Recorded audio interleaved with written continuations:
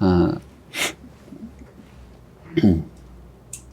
오늘 우리 참된 교회 마지막으로 마무리를 하시겠죠. 여러분, 참된 교회 책을 읽으시면서 많은 대화도 하시고 생각도 하고 나눔 속에서 유익도 얻었으리라 생각을 합니다.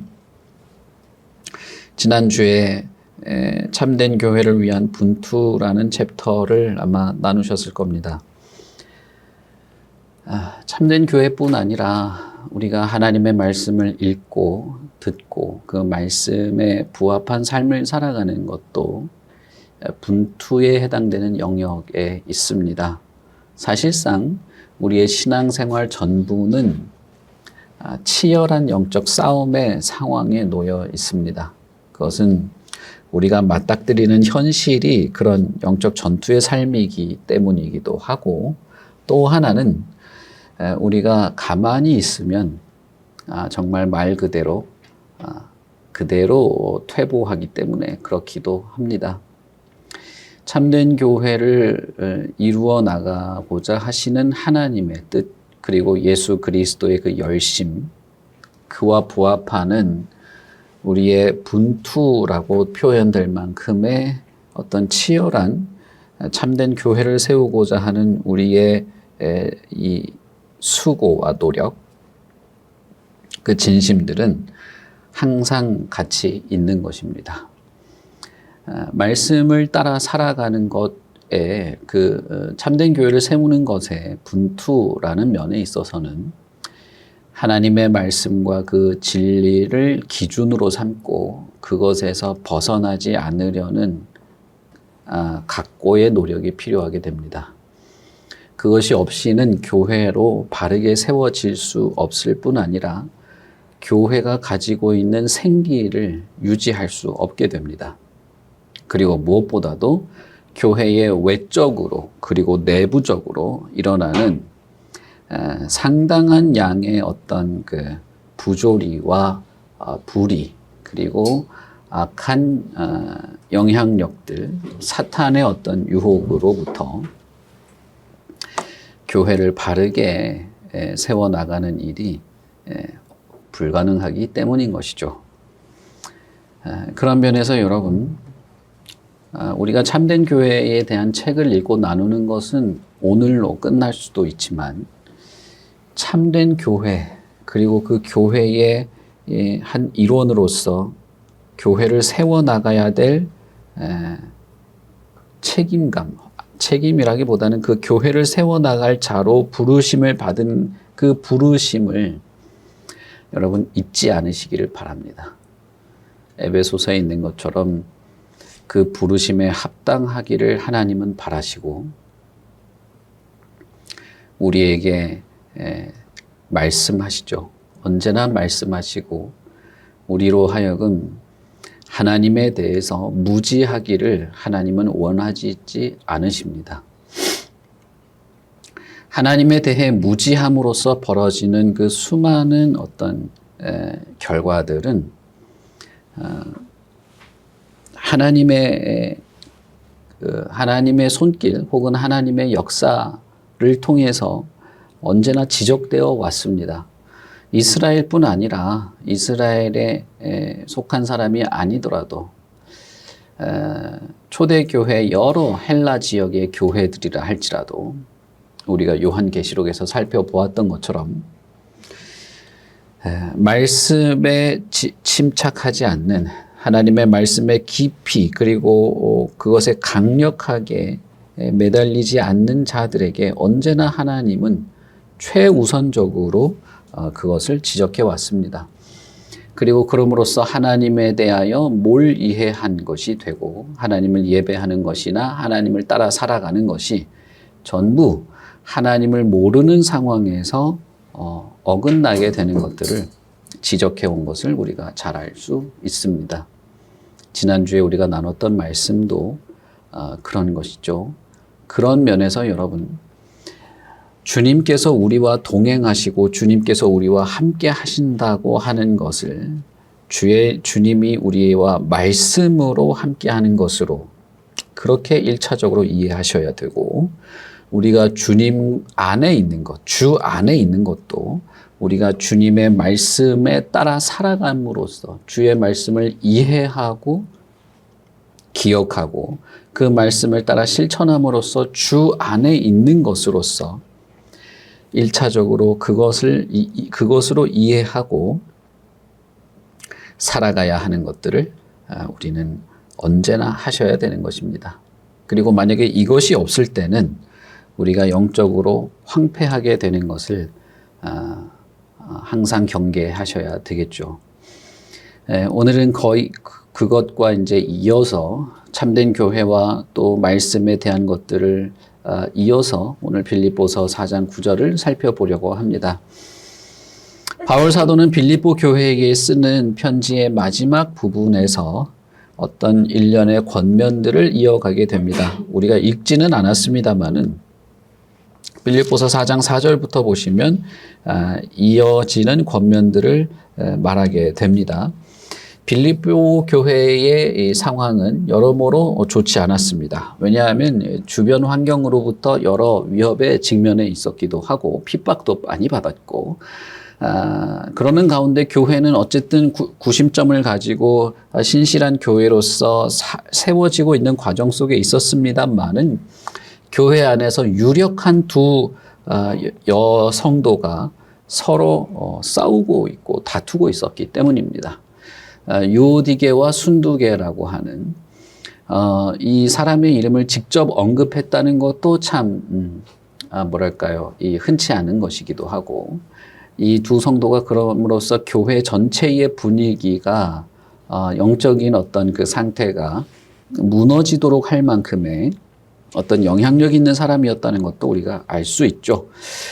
그래서 빌립보서의 전반적인 면에서 이런 외부의 여러 핍박들 혹은 내부에서 이런 불화들에 대해서 바울 사도는 예수 그리스도에 대한 강조 그리고 당신들이 생명책에 기록된 사람들이라는 사실을 기억해야 하는 것을 지적하면서 빌립보서 4장 이 마지막 부분에서 여러 권면들을 이어가게 됩니다. 4장 4절부터 권면들을 이어가게 되는데 그것은 우리가 너무나 잘 알죠. 잘 아는데 그 부분을 좀 우리가 자세히 살펴볼 필요가 있는데 그 4장 4절부터 이어지는 내용을 말씀드릴 건 아니고 4장 9절을 중심으로 말씀드리겠지만 4장 4절부터 이어지는 내용을 조금 자세하게 볼 필요는 있습니다. 바울 사도는 4장 4절에서부터 권면을 이어가는데 하나의 전제를 먼저 깔고 이야기를 합니다. 그것은 무엇이냐 하면 주 안에서라고 하는 말입니다.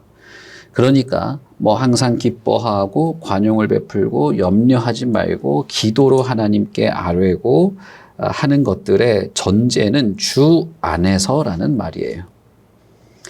이 주 안에서라고 하는 전제를 먼저 제시를 하고 기뻐하고 염려하지 말고 하나님께 기도로 아뢰고 무엇이든지 정직한 것을 생각하고 경건하고 옳은 것, 정결하고 사랑할 만하고 칭찬할 만한 것들을 생각하라라고 권면합니다.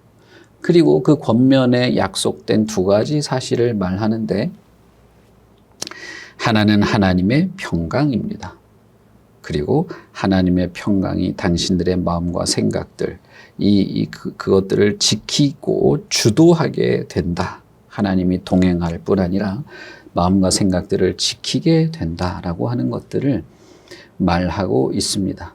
그리고 그것은 단순히 바울 사도의 이론이 아니라 그 자신의 삶으로부터 그것을 경험했고 지금도 그런 삶을 이어가고 있기 때문에 4장 9절에서는 나를 봐라 라고 말하게 되는 것입니다. 빌립보서를 쓸 때 바울 사도는 감옥에 있었습니다. 그리고 그 감옥에 갇혀 있을 상황은 사형수들을 이렇게 사형 집행하는 갑자기 생각이 안 나네요. 그 뜰이죠. 무슨 뜰이죠? 네, 하여튼 뜰입니다. 뜰. 감옥이 있는데 그 뜰입니다. 로마 감옥의 어떤 독특한 구성에서 그 뜰에 이 감옥에 있었다는 것은 사형수가 되었다라는 뜻과 마찬가지죠. 그런 상황에서 바울 사도는 항상 기뻐하고 아무것도 염려하지 말고 기도로 하나님께 아뢰고 정직하고 경건하고 옳은 것 정결하며 사랑할 만하고 칭찬할 만한 것들을 생각하라.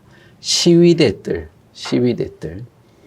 여러분 혹시 제가 다음에 또 물어보시면 시위대라고 말씀하세요. 시위대 뜰에 갇혀 있죠. 시위대 뜰에 갇히면 이제 사형수입니다. 네, 이런 이야기를 하면서 당신들 잘해보세요라는 것이 아니라 바울 사도도 현재 그런 상황에 있고 그것을 누리고 있고 경험하고 있으니 그렇게 하도록 권면하고 있는 겁니다. 교회가 교회답지 못할 모습으로 휘청거리게 되는 것에서 외부적인 요인과 내부적인 불화에 있는 이 교회에 바울 사도는 이렇게 권면하고 있는 것이죠. 거기에 전제를 주 안에서 라는 전제를 말하고 있는 것입니다. 이것은 특별하게 우리에게 생각할 부분들을 생각하게 합니다. 그것은 무엇이냐면 여러 어려움에도 불구하고 바울이 빌립보 교인들에게 기뻐할 수 있고 염려하지 않을 수 있는 근거 중의 하나로 제시하는 것은 그들이 주 안에 있기 때문이다. 혹은 주 안에 있음으로써 그렇게 할 수 있다라고 말하고 있기 때문입니다. 주 안에 있다 하는 것은 무엇이겠습니까? 특히 바울 사도는 이 권면들을 이어가는 도중에 주께서 가까우시다라는 말도 덧붙이게 됩니다. 여러 권면들을 이어가다가 갑자기 이렇게 툭 튀어나오는 말인데 5절에 보시면 관용을 모든 사람에게 알게 하라. 그리고 바로 아무 염려도 하지 말고 라고 하는 권면들을 이어가도 되지만 바울 사도는 주께서 가까이 있지 않느냐라는 말을 덧붙이는 것이죠.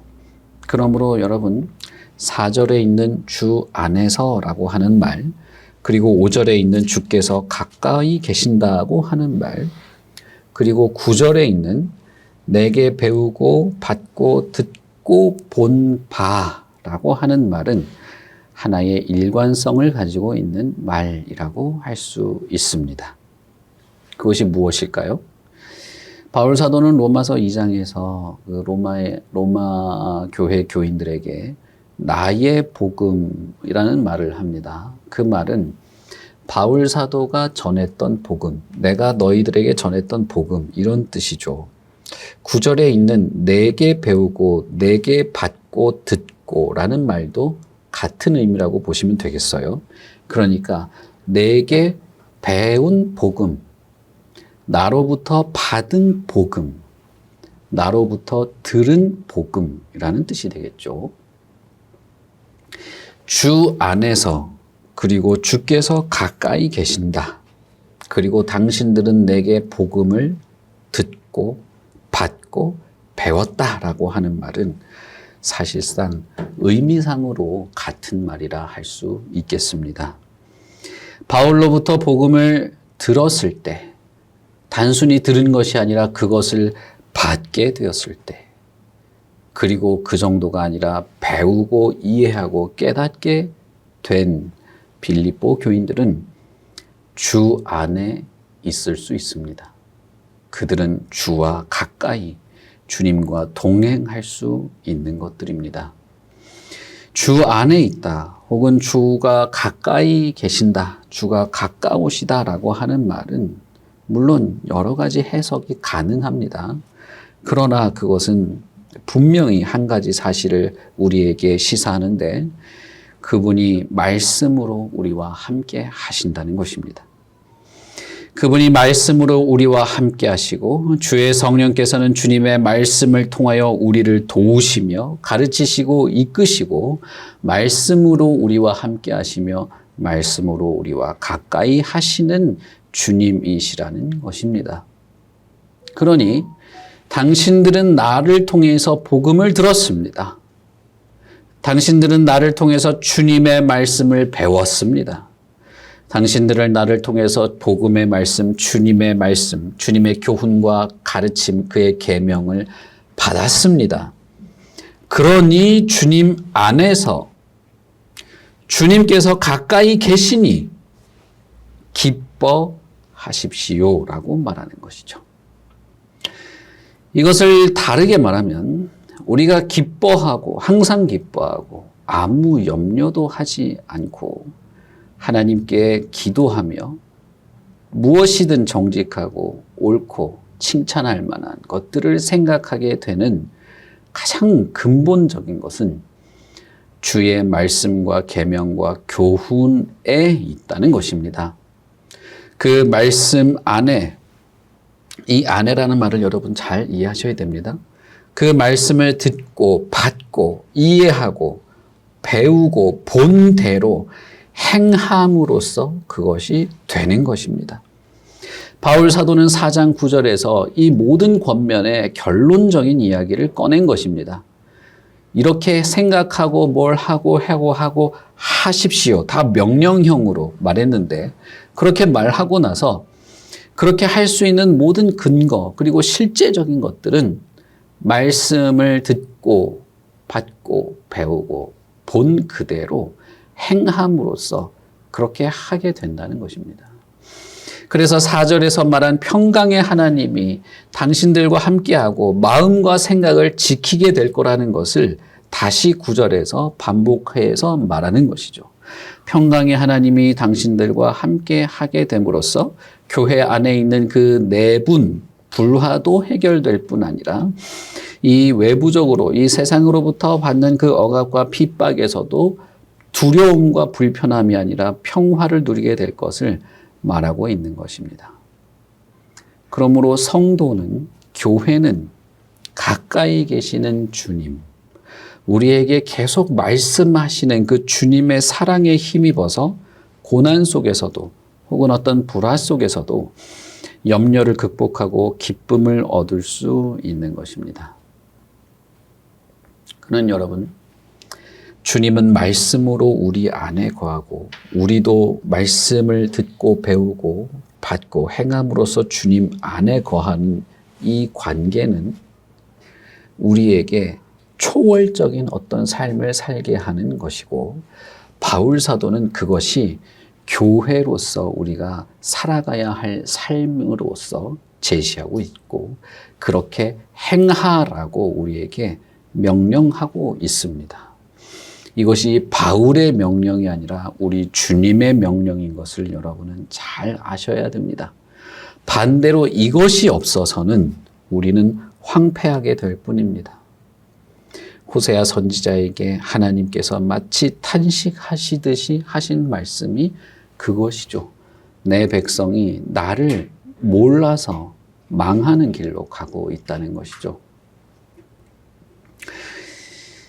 그러므로 여러분, 주님의 말씀은 살아있는 것, 우리에게 주님과 함께하는 생생한 그 살아있는 관계를 유지하도록 하는 것일 뿐 아니라 그것이 없어서는 우리는 황폐하게 될 뿐이고 그 주님과의 살아있는 말씀을 중심으로 한 그 관계는 우리로 하여금 기쁨과 평강 그리고 주님 하나님께 모든 것을 간구함으로써 염려하지 않을 수 있는 참으로 성도로서의 온전한 모습, 성도다운 삶을 살아가게 하는 유일한 길임을 우리는 알아야 합니다.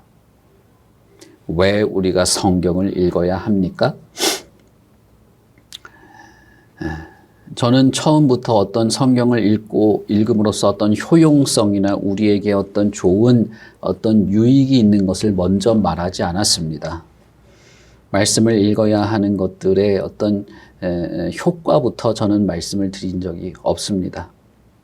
그러나 오늘 제가 말씀드리고 싶은 것은 우리가 말씀을 읽고 그것을 받고 따라서 살아감으로써 하나님께서 우리에게 베푸시는 모든 은혜와 이 땅의 메마른 삶을 초월하여 살아가게 되는 하늘 백성으로서의 삶을 말씀드리고 싶습니다. 너무나 성급하게 사람들이 성경 말씀을 따라 실천하면서 살면 마치 우울증에 좋은 치료약이라도 되는 것처럼 효능과 효과를 설명하기에 바쁩니다. 그러나 우리는 먼저 그것부터 따져봐야 할 것은 아니죠. 그 말씀이 하나님의 그리고 주님의 무한한 사랑으로부터 우리에게 주어진다는 사실을 반드시 기억해야만 합니다. 예수님 혹은 하나님은 우리를 괴롭히거나 귀찮게 하기 위해서 마치 군대 상관이 명령을 내리듯이 내뱉는 것이 아닙니다. 그분은 우리를 그런 방식으로 사랑하시는 것입니다. 우리에게 말씀하심으로써 우리와 가까이 우리 가운데 있기를 그렇게 하심으로써 우리를 사랑하는 것이죠. 마치 모세에게 하나님이 장막을 지어라 그러면 내가 그 가운데 있겠다고 하셨던 것과 같은 것이죠. 이것은 사실은 창세기의 아담과 하와가 받은 형벌을 생각해 본다면 이것은 엄청난 역사입니다. 여러분, 이 하나님이 우리에게 말씀을 하시고 계시다는 사실부터 여러분 잘 생각을 하셔야 돼요. 그리고 오늘은 제가 그 말씀을 따르는 자들에게 있는 하나님의 은혜와 위로가 있음을 말씀드리고 싶습니다. 자꾸 이 순서를 역전시켜서 뭔가 나한테 무슨 유익이 있나부터 자꾸 따지기 시작하는 것을 좀 바꾸셨으면 좋겠습니다. 바울 사도는 특히 교회의 많은 문제 그리고 내분으로 인해서 서로 갈갈이 찢어진 교회에 항상 기뻐하고 아무것도 염려하지 말라라고 말합니다. 그런데 여러분, 염려는 사실상 인간의 본성입니다. 염려하지 않는 인간은 있을 수 없습니다. 염려는 인간의 본질인 것이죠. 이것은 현대 사회과학에서도 인정하는 것입니다. 이 염려에서부터 벗어나려고 사람들이 고행도 하고 수도도 하고 그러는 것이죠. 그러나 인간은 살아있는 동안에는 이 염려를 벗어날 수 없음을 잘 알고 있습니다. 인간 이 피조물은 심각한 결핍을 가지고 있기 때문에 그런 것이죠. 그렇기 때문에 바울은 아무 이유 없이 무조건 염려하지 마, 아무 염려를 일단 하지 마 이렇게 말하고 있는 것이 아닙니다. 주 안에서 그것이 가능함을 말하고 있고 주 안에 있기 때문에 우리는 곧바로 염려가 있을 때마다 모든 염려스러운 일에 기도로 하나님께 아뢰 수 있다라고 말하고 있는 것입니다. 다시 말하면 주 안에 있는 사람들은 주님의 말씀을 듣고 받고 배우고 있는 사람들은 그 안에서 행할 수 있게 되는데 염려가 일어날 때마다 즉각 하나님께 기도를 행함으로써 염려로부터 벗어날 수 있음을 말하고 있는 것입니다. 쉽게 말하면 주 안에 있는 사람들은 아무것도 염려하지 않으려면 모든 염려스러운 일에 대해서 항상 하나님께 기도함으로써 아뢰는 자세를 가져야 하는 것이죠. 바울 사도는 특별히 기도에 대해서 여러 단어로 강조를 했습니다. 기도하고 간구하고 아뢰고 하는 말들이죠. 이것이 그만큼 중요한 비중을 가지고 있다는 것입니다. 이 말은 그냥 다 기도라는 말이죠. 그렇게 모든 일에 기뻐해야 하는 일 혹은 염려스러운 일, 그 뒤에 나오는 권면에 해당되는 모든 일에 다 해당됩니다. 그 모든 일에 즉각 하나님께 아뢰라는 것입니다. 그런데 그것은 주 안에 있는 자들의 행함이죠. 주님의 말씀 혹은 주님의 약속, 주님의 교훈과 가르침에는 분명히 우리가 하나님께 하나님을 신뢰하고 하나님께 모든 것을 고백하고 하나님께 아뢰어야 할 만한 이유와 모든 보장과 약속들이 있습니다. 그것을 듣고 받고 배우고 알고 이해하고 기대하고 소망한다면 우리는 그 모든 상황과 형편에서 하나님께 기도함으로써 염려가 아닌 하나님의 손길과 하나님의 섭리, 모든 것을 선을 이루시는 하나님의 능력을 바라볼 수 있게 되는 것입니다. 그런 자에게 베푸시는 하나님의 평강이 그들의 마음과 생각을 지켜주실 것이라고 바울은 확신합니다.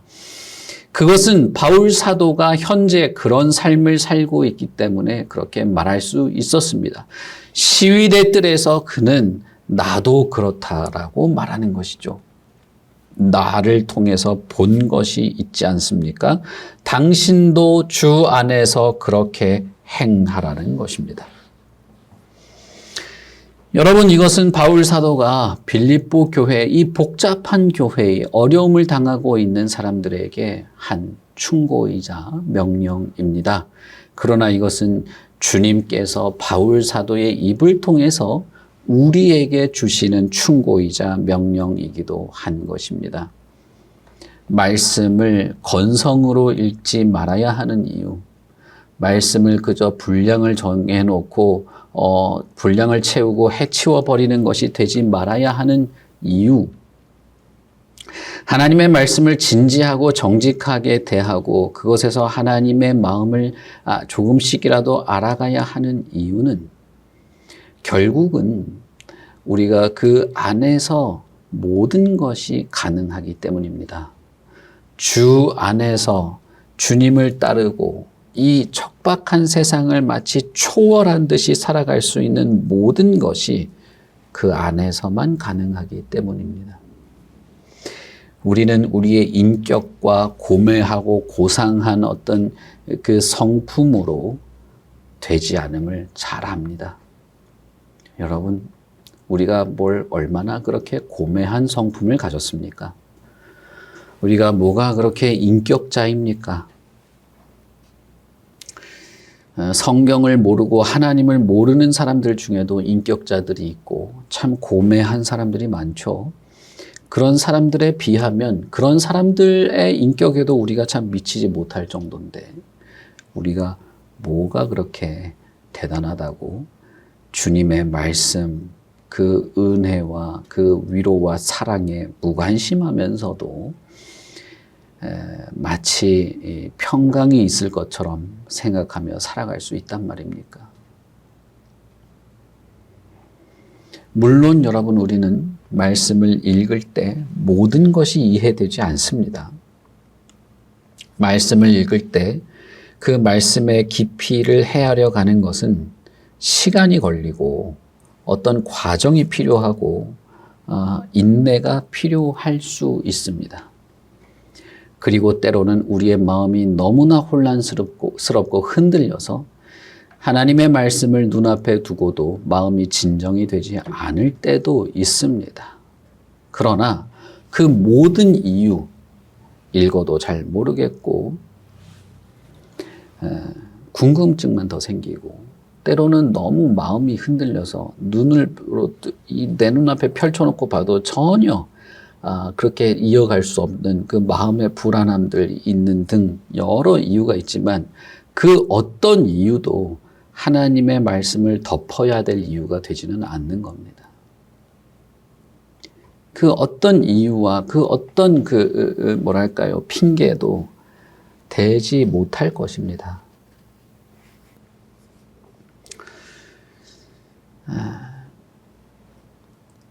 그것은 왜 그러냐 하면 하나님께서 우리에게 베푸시는 이 말씀으로 우리에게 지속적으로 베푸시는 사랑이 그 정도로 가볍게 취급될 만한 것이 아닐 뿐더러 우리가 주 안에서 행하는 것이 아니고서는 우리는 실제로 아무것도 하나님을 기쁘시게 할 만한 것이 없기 때문입니다. 너희가 내 안에 있지 않으면 가지가 포도나무에 붙어 있지 않으면 너희들은 사실은 아무것도 할 수 없다라고 말한 것이 사실입니다. 그리고 우리가 하나님의 말씀에 대한 이해력이 없어서 하나님에 대한 이해력도 떨어지는 것이 사실이고, 그럼으로써 우리가 하나님이 한탄하듯이 내 백성이 참 망하게 되었다라고 하는 것도 사실이기 때문입니다. 그러니 여러분, 하나님의 말씀 안에서 조그마한 것이라도 알고 이해하고 얻어가려고 해야 합니다. 하나님의 말씀, 예수 그리스도의 교훈과 가르침, 그 가르침을 따라 묵상하며 이해하며 살아가는 것을 통해서 주 안에서 행하는 것을 한 걸음이라도 해 나가야만 하는 것입니다. 이것이 우리가 천국에서도 동일하게 하면서 살아갈 모습이에요.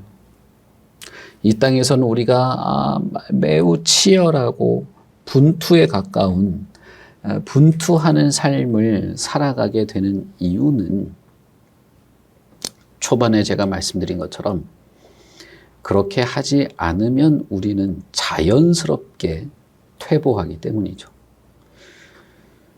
그러므로 여러분, 바울 사도는 이 모든 권면과 마치 이상향에 비슷한 권면을 하고 나서 너희는 내게 듣고 받고 배운 것들을 행하도록 권면하고 있는 것입니다. 이것을 쉬운 말로 하자면 말씀에 부합하는 삶을 살으라는 것이죠. 하나님의 말씀을 듣고 배운 것에 부합하게 살으라는 것입니다. 성경의 표현대로 하자면 당신들의 부르심에 합당하게 하십시오라는 말이 될 것입니다. 여러분, 이것은 그 제자 훈련을 수료하거나 무슨 과정 12주 과정 수료하고 뭐 일기 수료하고 이런 사람들만 하는 것이 아닙니다. 하나님의 말씀을 들었으면, 그 말씀을 내가 정말 받았으면 반드시 그런 것이고 그렇게 할 수 있는 것입니다. 바울 사도는 특별히 무엇이든지 참되고 무엇이든지 의롭고 정결하고 사랑스럽고 무엇이든지 칭찬할 만하고 찬양할 만한 것들을 생각하라라고 말합니다. 모든 것에 뛰어난 그리스도의 그 지각이 당신들의 마음과 생각을 지킬 것이다 라고 말하고 나서 그런 그리스도의 그 역사를 생각하고 그리스도의 역사가 있기 때문에 무엇이든지 칭찬할 만하고 찬양할 만한 것들을 생각하라 라고 권면합니다. 권면이기도 하고 명령이기도 한 것이죠. 우리 한글 성경은 살짝 그 뉘앙스가 다른데 무엇에든지라고 하니까 어떤 일을 하든지 의로운 마음으로 하라 이런 식으로 약간 뉘앙스가 그렇게 들려요. 그러나 이것은 이제 그런 뉘앙스가 아니고 어떤 것이든지 참된 것, 그것을 생각하라는 겁니다. 뭐든지 경건하고 정직한 것이 있으면 그걸 생각하라라는 거예요. 이 영어 성경에 보면 whatever라는 말로 되어 있어요. 그러니까 어떤 일을 하든지 참되게 하라라는 말이라기보다는 무엇에든지라는 말은 조금 오역입니다. 그런 면에서는 어떤 것이든 참된 것을 찾아가라는 뜻이 되는 것이죠. 내가 지금 현 상황에서 무엇을 하는 것이 참된 것일까? 내가 이 상황에서 어떤 것이 나에게 의로운 것을 할 수 있는 것인가를 생각하고 찾아가라는 것이죠. 예수님의 표현대로라면 악을 악으로 갚지 말라라는 말과 비슷한 것입니다.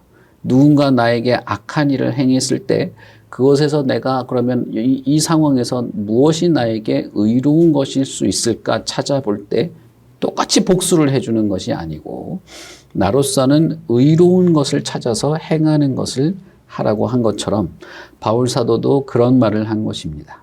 그런데 이것은 어떻게 가능한 것인가? 이것도 마찬가지입니다. 주 안에서만이 이렇게 가능할 수 있습니다. 주님께서 가까이 계시기에, 다시 말하면 주님의 말씀과 교훈을 듣고 받고 배운 대로 행할 때에 되는 것이죠. 어떻게 보면 이런 충고는 감옥에 갇혀 있는 바울 자신의 처지나 현재 빌립보 교회의 처지에 어울리지 않는 권면인 것처럼 보입니다. 그러나 다른 각도에서 보자면 성도의 마음과 생각들, 혹은 주 안에 있는 자들의 그 마음과 생각, 그리고 그 마음에 따른 삶이 얼마나 초월적일 수도 있는지, 얼마나 경건할 수도 있는지를 보여주는 것이기도 합니다. 사람의 마음과 생각이 지켜지지 않는다면 그는 온전하게 살 수 없는 것이죠. 여기서 우리가 주의해야 할 점이 있습니다. 이 모든 권면은 어떤 윤리적인 고상함이나 훌륭한 인격자가 되라고 권면하는 것이 아니라는 것입니다. 그래, 내가 이 상황에서도 이렇게 기뻐하고 염려하지 않고 이렇게 해야 그래도 그래, 내가 그래, 똑같은 부류가 되지 않고 내가 그래도 경건한 사람이 되겠지, 이런 소리를 하는 게 아니에요. 바울은 9절에서 말하는 것처럼 말씀에 충실한 사람이 되기 위해서 그렇다는 걸 말하는 것입니다. 바울이 전한 복음을 들었고 배웠던 빌립보 교인들에게 그 복음에 합당하게 행함으로써 이런 결과를 드러낼 수 있다고 말하고 있는 것입니다.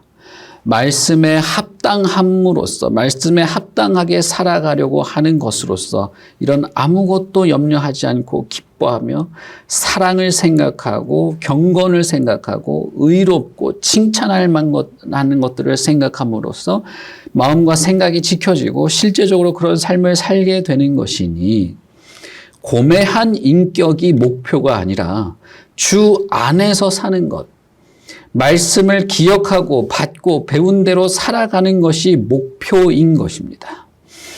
말씀으로 우리 안에 거하심으로써 성령께서는 우리가 우리의 악한 본성이 아니라 주님의 말씀을 따라 살게 하십니다. 그러므로 사랑이나 용서를 베푸는 것 그 자체가 목적이 아니라 말씀으로 거하시는 그리스도에게 순종하는 것이 1차적인 목적이 되는 것입니다. 쉽게 말하자면 말씀에 부합하는 삶, 부르심에 합당한 삶을 살아가는 것이죠.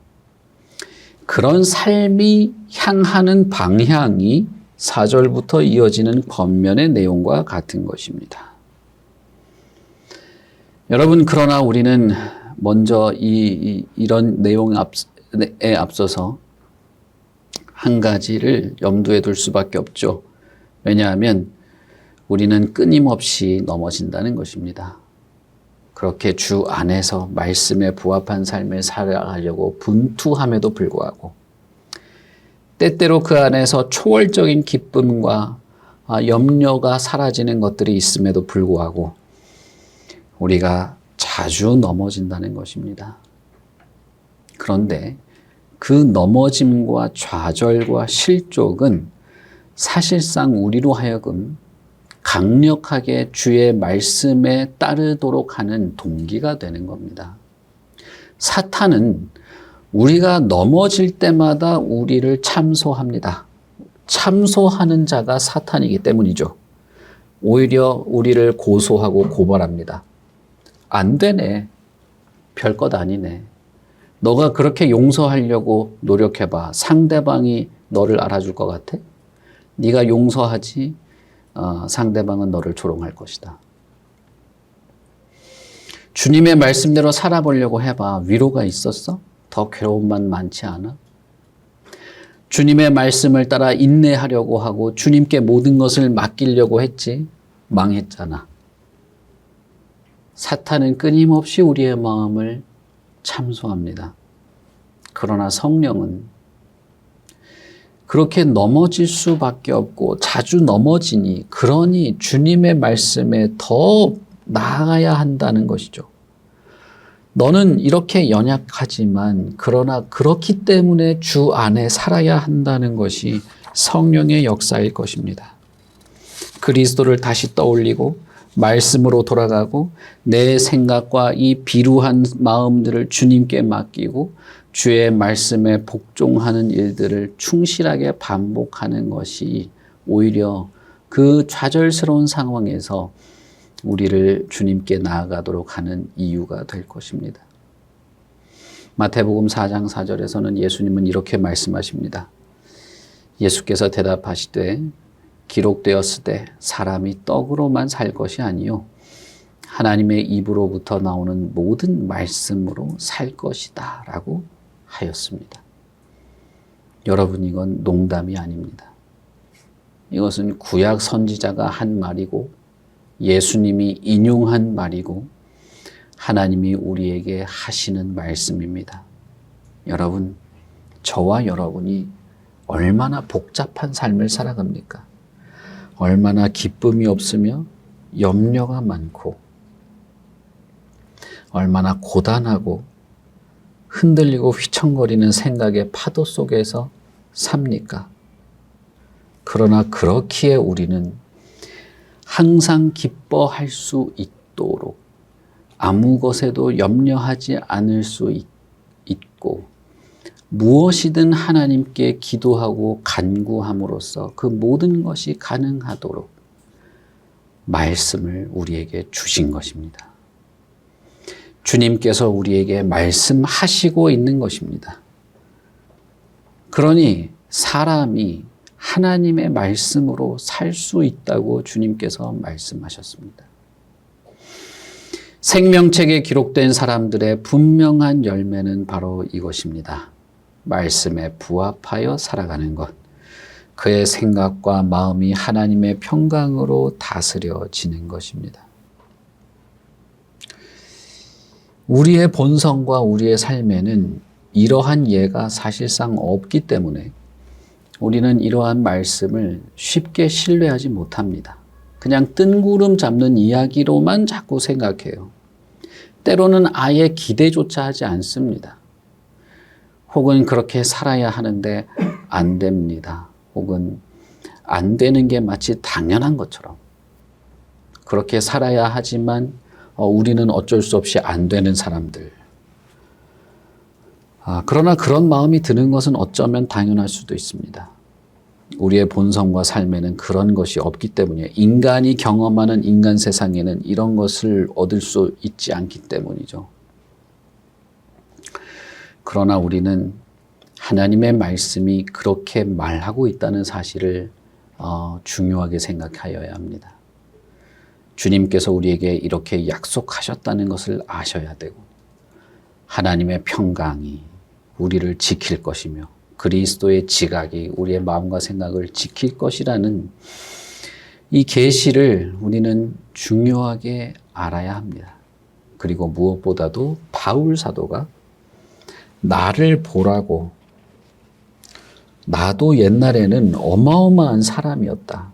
그러나 지금 나는 이 시위대 뜰에서 내가 기쁨을 누리고 있다. 염려하지 않는다. 내가 어떤 것이든 칭찬할 만한 일들을 내가 생각하며 당신들에게 이 편지를 쓰고 있으니 나를 보라 불가능하지 않다라고 말하고 있는 것입니다.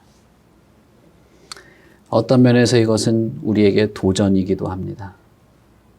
또한 어떤 면에서 이것은 우리로 하여금 겸손하게 주님만을 바라보게 하는 것이기도 합니다. 여러분 어떻습니까? 우리에게 이러한 위로와 은혜 혹은 이러한 감사와 평강이 너무나 필요하지 않습니까?